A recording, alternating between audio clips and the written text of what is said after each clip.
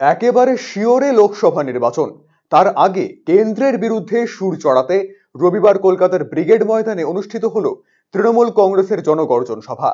সেই সভা থেকেই কেন্দ্রীয় সরকারকে ঝাঁঝালো আক্রমণ শানান তৃণমূল সুপ্রিমো মমতা বন্দ্যোপাধ্যায় এবং তৃণমূলের সর্বভারতীয় সাধারণ সম্পাদক অভিষেক বন্দ্যোপাধ্যায়।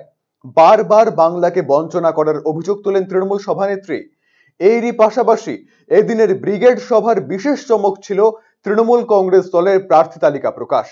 নবীন প্রবীণের মধ্যে ভারসাম্য বজায় রেখেই প্রার্থী নির্বাচন করেছে বাংলার শাসক দল।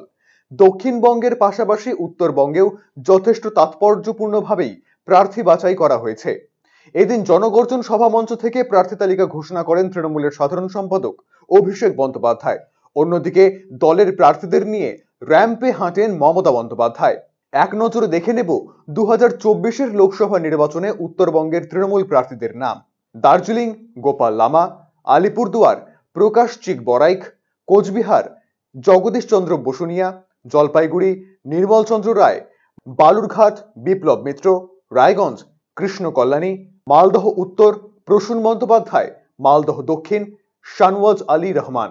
দলের প্রার্থী তালিকা ঘোষণা হতেই উল্লাসিত তৃণমূল কর্মীরা। এবারে নিজ নিজ কেন্দ্রে প্রচারে নামবেন প্রত্যেক প্রার্থী।